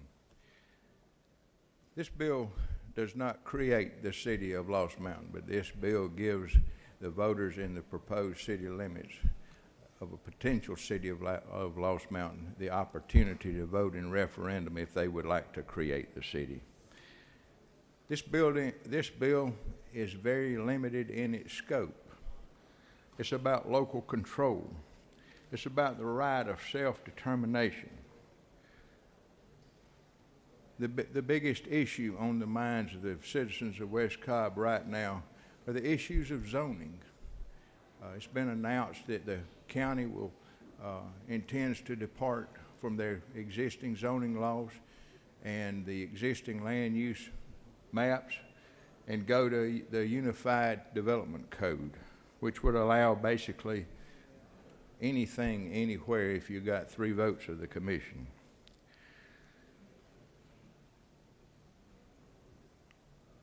Consider that in most instances, the largest investment that anyone has in their life is their investment in their home. This bill is about what may come in next to people's homes, like industrial property, like huge apartment complexes.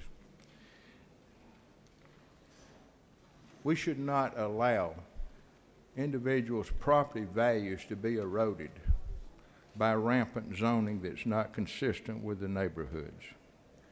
Currently in Cobb County, we have 4 commission districts and 1 that are elected by district, and we have 1 county commission chairman that's elected countywide.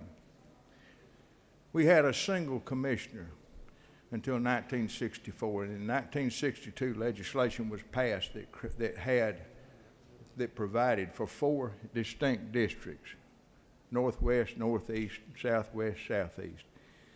And at that time there were 114,000 residents in the city, or in Cobb County, according to the 1960 census map.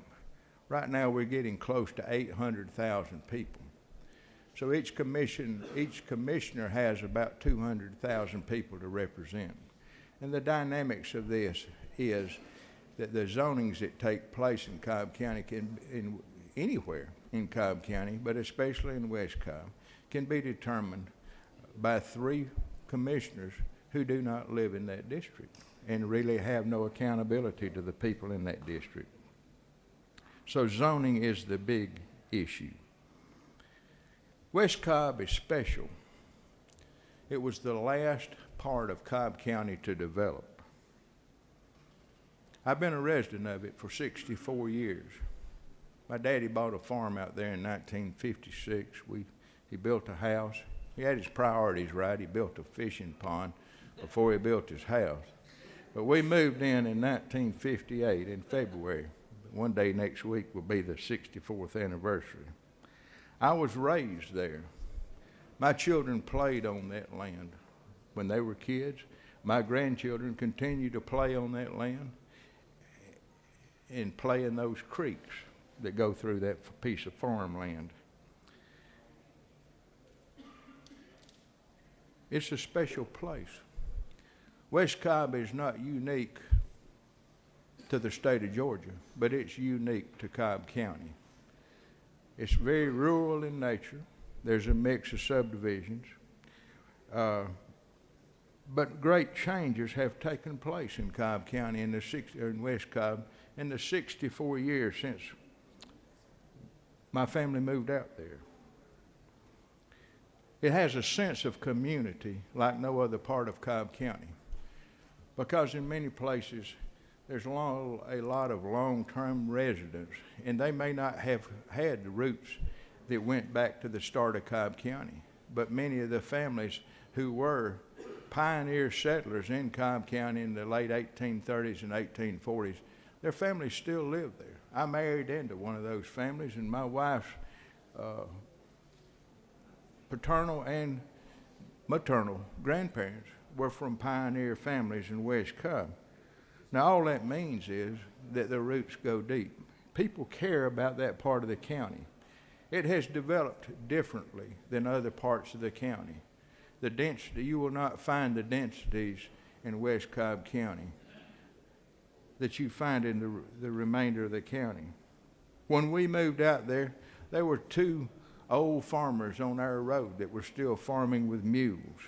There were more miles of dirt road in West Cobb than there were paved roads. There were no subdivisions west of Marietta in 1965. I went to work for Sears and Roebuck as a high school senior in the fall of 1968 and drove home at night at 10 o'clock when the store closed. And I can tell you, at that time, there was not a traffic light from the square of Marietta till you got to the courthouse in Dallas, Georgia. So things change. Things have to change. And this is not about we're not going to have any more change. It's a situation that you're going to have managed change. The changes that will take place will come about with more of a measure of local input. I made some changes to the bill that came over to the House. As it came over, it provided for 6 council members from 3 districts, 2 in each district, but those council members did not have to live in their district. I changed that. They had a mayor provision in it, but the 6 council members would choose the mayor. I changed that. I added a mayor's position that is elected by every member and voter within the proposed city of Lost Mountain. So it's a direct election. You'll see an amendment on your desk, and I'm dealing with it at this point because the only floor amendment I have is when we made the transition from 6 council members to having 6, and also having a mayor who could vote in the event of a tie. There was one line left in on lines 391 and 393 that stipulated that any resolution or action by the city council had to be by 4 members of the council, which would have been a majority of the 6 council members. But with a mayor that could vote to break a tie, we needed to clarify that so there was not any ambiguity in the bill. Also in the bill, you find a property owner's Bill of Rights. I mean, you may ask yourself, why do you have to have a property owner's Bill of Rights? Well, it's pretty simple, because there is such a difference in development in West Cobb, and those who still live on acreage and have small farms, they do not need to be bound by the same rules that you have in a homeowners association and subdivisions. The 4 main services that are provided for in this bill that the city is going to provide would be the zoning, recreation, sanitation, and code enforcement. On the sanitation piece, most people in West Cobb already have a garbage service that they lack. The bill, as we originally got it, made it mandatory that the city would provide the garbage. The city will provide a garbage service, but it will be up to the citizens to choose whether they want to participate in the cities or in their or keep their own garbage hauler. The last issue in this is code enforcement. And let me say this, because West Cobb is so different and you have such a diversity in residential housing, people who live on larger acreage. We need to create a culture in the city of Lost Mountain that kind of has a Mayberry mentality. Now, I say that those of you that are old enough can remember the differences in the way laws are enforced between Sheriff Andy Taylor and Barney Fife. Sheriff Andy Taylor had a common sense approach. If there was a problem, most of the time he could talk through it and get a resolution that was suitable. And Barney was a little bit too inclined to issue citations. And I don't believe the people in West Cobb believe that a city ought to be financed by fines and fees from code violations. So we want to create a culture that fits the culture of Lost Mountain. I ask you to vote today to allow the citizens of West Cobb the right to vote on their ability to self-determine their future, to preserve this crown jewel of Cobb County. It is different. It's different from any other city in Cobb County in its makeup in terms of the wide range of rural land and also developed property. I ask you to give them that right to preserve it for our posterity. Mr. President, if there are no questions, I'll yield the well. Doesn't appear that you have any questions, Senator. Does any of the senator wish to speak for or against House Bill 826? The chair sees none.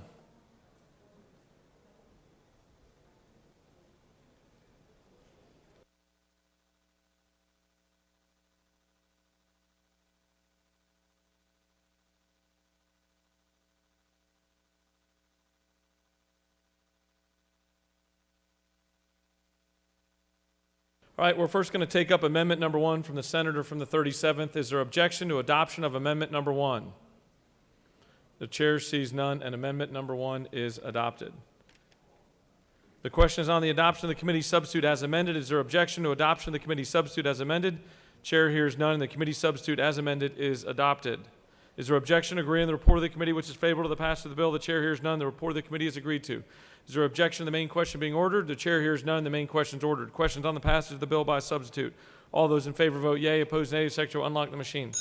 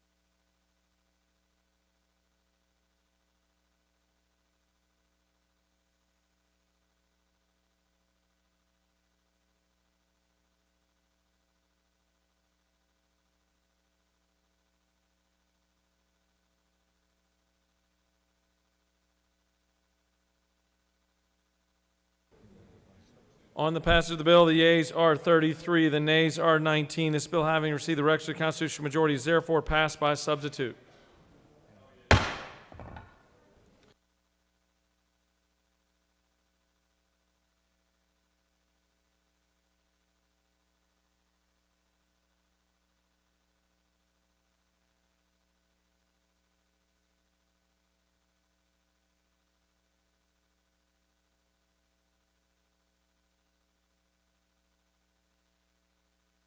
Mr. Secretary, can you please read a message from the House?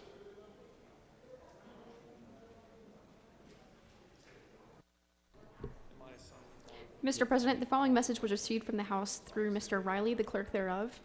Mr. President, the House has passed by the requisite constitutional authority the following bills of the House and Senate. House Bill 1362 by Representative Perkle of the 155th, a bill to be entitled an act to amend an act reconstituting the Board of Education of Irwin County, approved February 15, 1993, as amended particularly by an act approved March 5, 2012, so as to change the description of the education districts, to provide for definitions and inclusions, to provide for continuation in office of current members and election of subsequent members, to provide for related matters, to provide effective dates, to repeal conflicting laws, and for other purposes.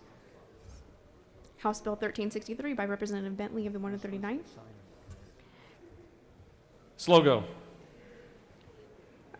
Bill to be entitled an act to amend an act providing for the Board of Education of the Macon County School District, approved March 27th, 1985, as Slow amended. go.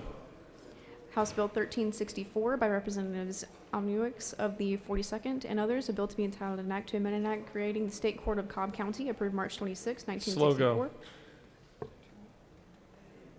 House Bill 1365 by Representatives Perkle of the 155th and others, a bill to be entitled an act to amend an act establishing a Board of Education of Coffee County, approved March 10th, 1970. Slow go.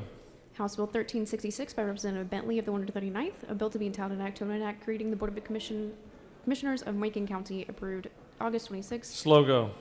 That completes the order, Mr. President. What purpose does the senator from the 36th rise? I have an announcement when the appropriate Announcement time. at the end. Okay, we'll get to you. Chair recognizes the majority leader for a motion. Mr. President, I move that the Senate stand adjourned until 10 a.m. on Tuesday, 22 February 2022. Mr. Secretary, can you please read your announcements? The Rules Committee will meet immediately upon adjournment in 4:50 today. The Banking and Financial Institutions Committee will meet in 310 of the CLOB at 1 p.m. today. The Public Safety Committee will meet in Mez 1 at 1 p.m. today. The Agriculture and Consumer Affairs Committee will meet in Mez 1 at 2 p.m. today.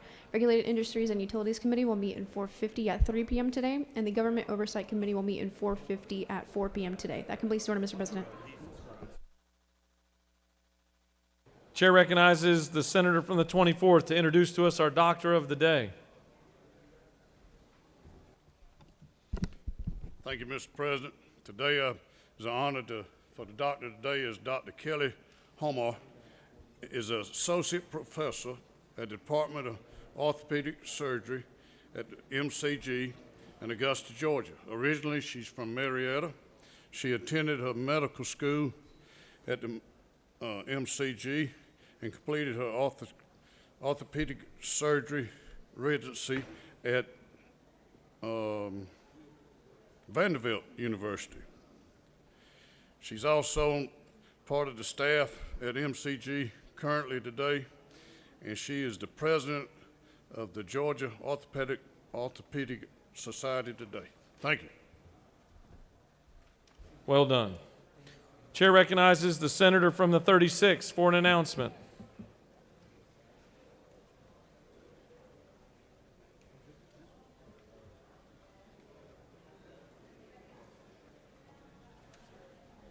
Thank you, Mr. President. Colleagues, I will flag for you, there's a notice on your desk announcing the Georgia Working Families Legislative Caucus lunch meeting that will be, you can pick up your box lunch in room 307, CLOB, and join the Zoom meeting. We are sponsored by the Georgia Municipal Association today and having a very robust discussion on urgent issues on housing stability, homelessness, and emergency rental assistance that is in the purview of the Department of Community Affairs.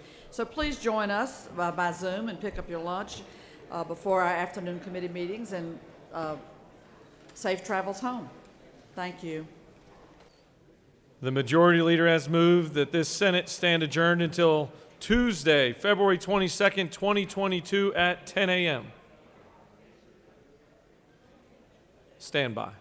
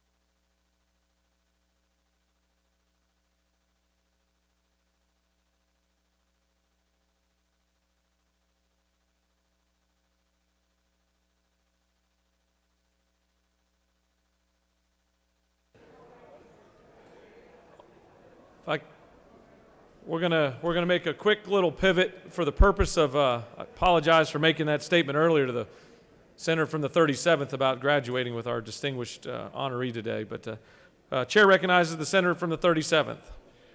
Thank you, Mr. President. I move that we withdraw the motion to adjourn for the purpose of taking up an action to immediately transmit House Bill 826 to the House. There is a time deadline on this. Senator from the 37th has asked for unanimous consent to retract the motion to appeal for the purpose of taking up a motion to immediately transmit to the House. Is there objection?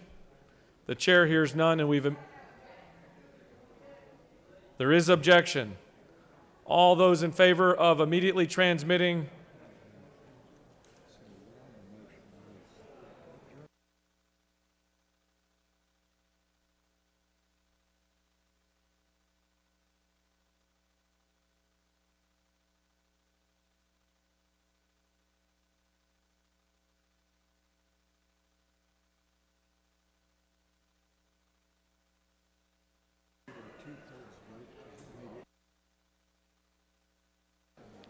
Chair recognizes the senator from the 37th to speak to his motion.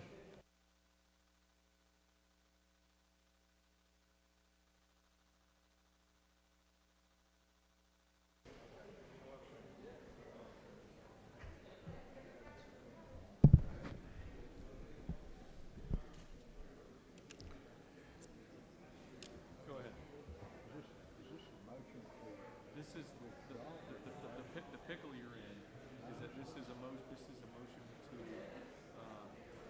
withdraw the motion to adjourn, which takes priority. So they're probably not going to give it to you because now we're going to need 2/3. So what I'm guessing is the best course of action is to explain what you're doing and just say you drop your motion and let's adjourn.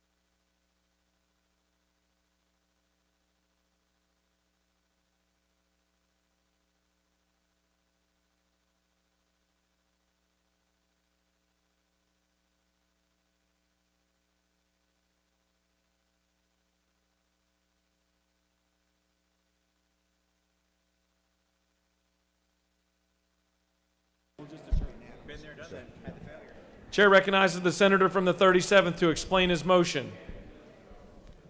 I apologize for the confusion. What I was trying to do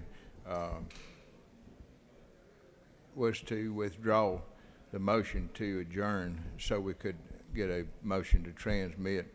I think there's a lot of confusion, and because of the lateness of the hour, I'll withdraw my motion to immediately transmit.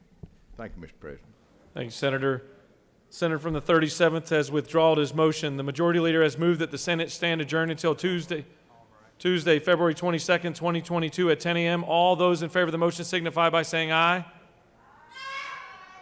Those opposed? No.